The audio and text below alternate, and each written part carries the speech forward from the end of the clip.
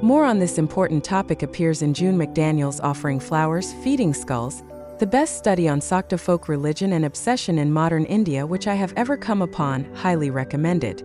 McDaniel classes several types of Tantrikas. Of course, the situation of modern Tantrikas differs from those 1,000 years ago.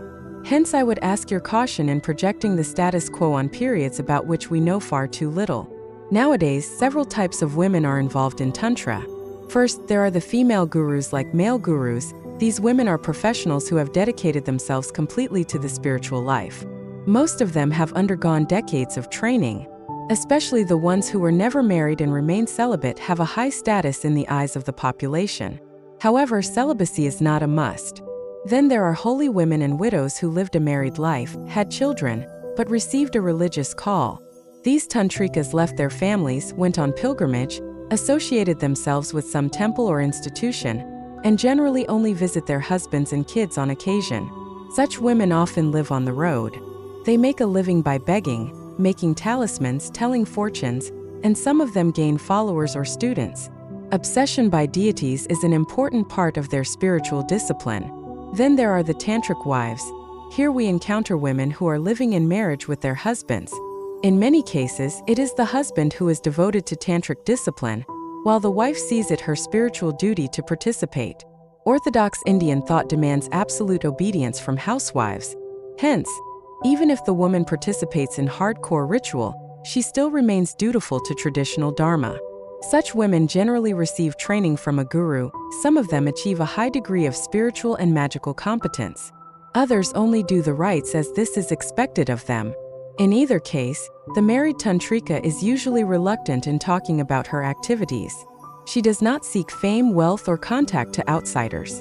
An early form of the tantric wife may be the Vaisya, who appears in elder literature. The term Vaisya literally means a prostitute, but the actual meaning is that of a sexually active and independently minded Tantrika. Unlike a prostitute, the Vaisya is married to her partner. She practices ritual, has training in mantra and visualization, and seeks union with the divine. Within the relationship, she can be quite demanding. Nevertheless, she is expected to remain true to her husband. Should she have congress with other men, she is sure to suffer divine punishment. So will the men who bed her. Then there are celibate wives. Usually they receive a divine call, or simply become obsessed or visionary. Such women remain living in the household, but they dedicate themselves completely to a religious life. Some achieve a high status as holy women, organize public ceremonies, or run religious communities. Their husbands can say goodbye to any sort of love life, but they do gain a high status in the eyes of the community. They often profit from the money made by their spouses and generally believe that their karma improves. Last, there is a group of professional tantric ritual assistants. These women often follow a hereditary tradition. You might almost call it a class. Such women receive training from one or several gurus. The program includes breathing exercises, meditation, mantras, and a lot of yoga aimed at controlling sexual passion and inner energy flow. Such women hire their services to Tantrikas who have no competent ritual partners. The greatest danger to their profession is to become pregnant. In this sort of ritual format, men are expected to retain their sperm. A pregnancy is not desirable at all. In fact, a male orgasm means that the rite has failed. McDaniel cites a study by Balanath Bhattacharjee, who interviewed 48 professional ritual consorts. In one case story, the worshipper impregnated the woman and then abandoned her. However, he later came back, saying that if his guru liked practicing with her, he would take her back and also pay her rent and support the baby. The woman agreed, mainly as poverty forced her to. Eventually she met the guru and became his ritual partner, Bhairavi. It has become a fashion to claim that Tantra was basically a male affair where women participated as ritual aids. In the opinion of several experts, it's a nice day and I won't bother to name names. Women were simply used by the male adepts. They were a part of the rites, but the rites were performed for the spiritual and magical aims of the males. Women, so it is claimed, got some food, presents, got drunk, and got fucked for the sake of male spirituality or sorcery.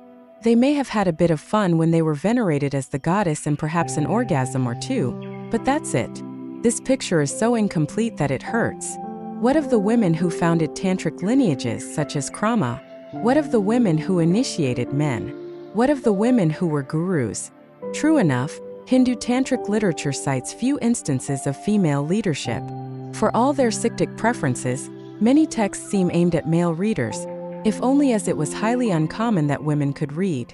Then there are the conventions of language. In Sanskrit, just as in many European languages, it is common usage to use the male form, all the while implying that female readers, readeresses, are also addressed. Such conventions make it difficult to descend female elements. Likewise, tantras are usually attributed to gods. There are tantras around which may well have been written, edited, or amended by highly initiated women, but as the text is of divine origin, we have no idea who composed it.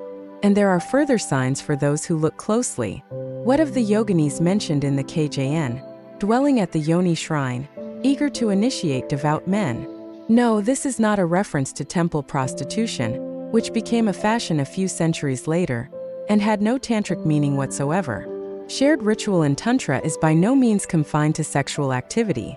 Indeed, lovemaking constitutes only a small section of possible activities, and it is usually not the most important one.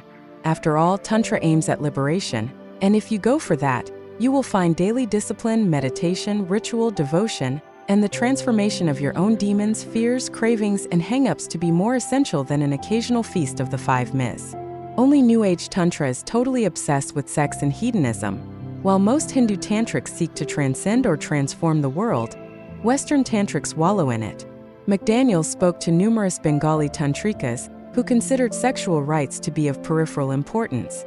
In general, so she was told, it is the men who need sexual ritual to lean to control their passions and desires. From this perspective, men are weaker than women. As she points out, Indian sons are indulged and petted, while Indian daughters are taught to give the best food and toys to their brothers. Indian women thus learn to sacrifice their desires at an early age. Sexual ritual is basically for people who are weak rather than strong. And weak people do not belong at the burning ground. The same may be said regarding larger ritual assemblies or kakras. In some tantras, such as the Sikhs, the ritual circle is described like a mad, drugged group sex orgy. However, we have no way of estimating what they were like in real life. Some of the accounts are so over the top that I suspect that they happened in the imagination. In modern Bengal, kakras are prohibited. Even so, they do happen on rare occasions. However, as June McDaniel explains, they are not opportunities for sexual indulgence or wife swapping. The main goal of a kakra is to attain union with the gods, or to become temporarily obsessed by them. When sex is involved, it is simply to copy the behavior of the deities. There exists, however, a new son of ritual kakra in modern Bengal. It is called the Pegu kakra and promotes all sorts of indulgence, sexual and otherwise. The aim of the Pegu kakra is pleasure by all means. Its participants lack all spiritual training and discipline, their sole ritual being a parody of the genuine rites. As it turns out, the Pegu kakra celebrates exactly the sort of loose living that Westerners, in particular New Age tantrics, mistake for real tantra. What of female gurus, Sri Guru? One of the Rudrayamalas quotes her specifications. She must be righteous, of good conduct, devoted to her guru. In a line of spiritual succession, she must be in command of her senses, know the essential meaning of all mantras.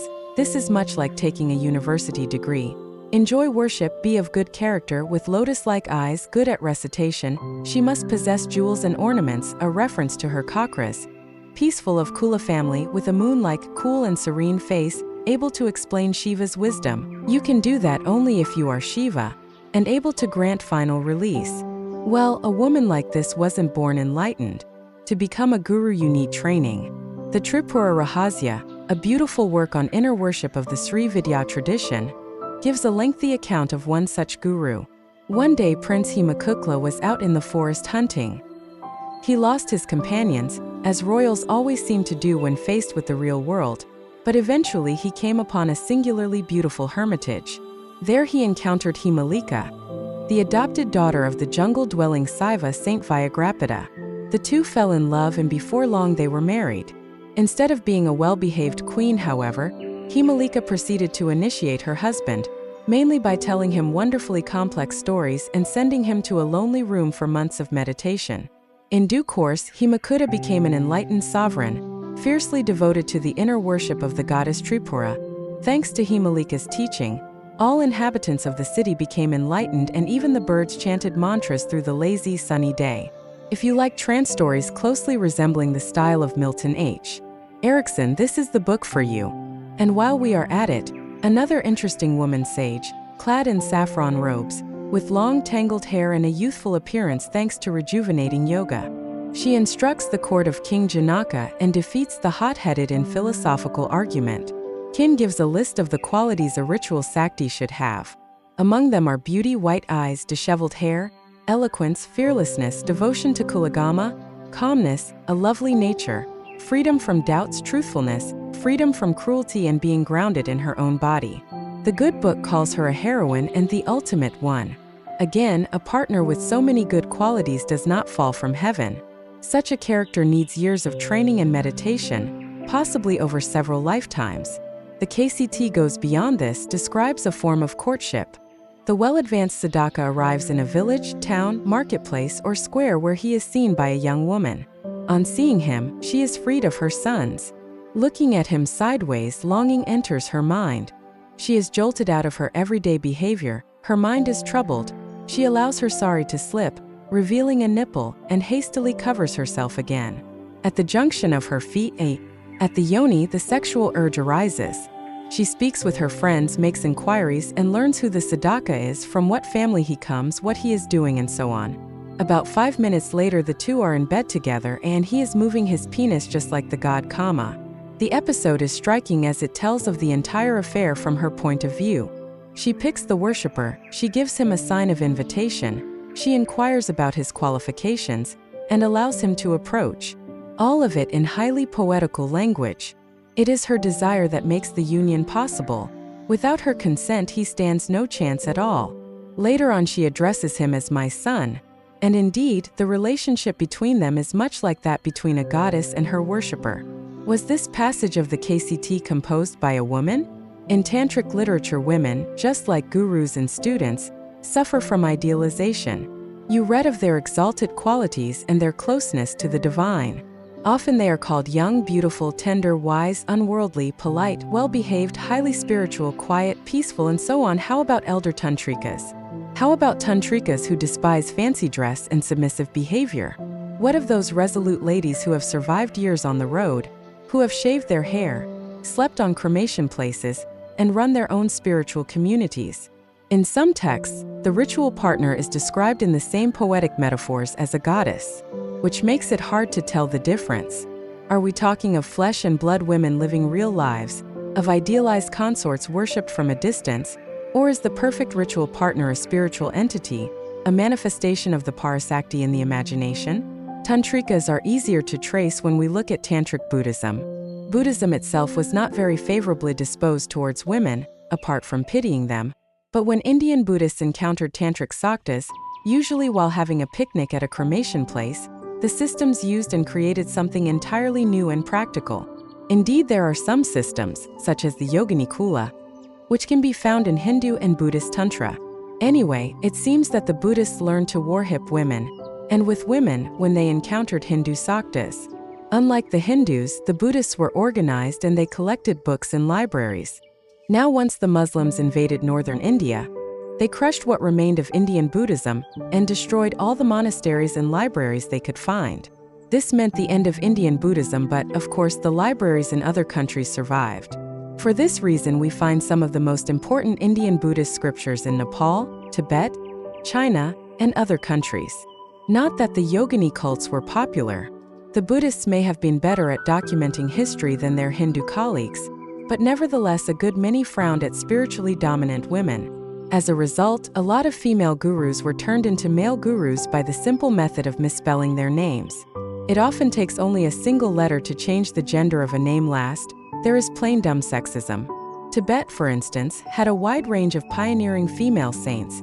See Miranda Shaw's groundbreaking Passionate Enlightenment and read it. These women composed scripture, sang songs of enlightenment, gave tantric feasts, initiated males, including most of the founding fathers of Tibetan Buddhism, founded lineages, taught, educated, trained, and shaped much of what remains best in Tantric Buddhism. Many were sorceresses, ran tantric organizations, performed miracles, healed, cursed, and brought enlightenment. Today, with regard to women, Tibet has the most retarded sort of Buddhism anywhere. The brilliant ladies of the early days are happily forgotten. For several decades, the present Dalai Lama has been sharply criticized by feminists. In his branch of Buddhism, unlike all the others, women cannot attain the highest degrees. Will this ever be changed? Sadly, as he claims, he is stuck within the system and cannot alter it, which strikes me as a dumb excuse. If Avalokitesvara incarnate cannot change this sorry little system, who can? Anyway, there is a lot missing in Hindu scripture that appears with glaring directness in Tantric Buddhism, where most Hindu tantras barely hint at lovemaking, secretions, and the role of the Sakti. Some Buddhist texts of the Yogini school are more than explicit.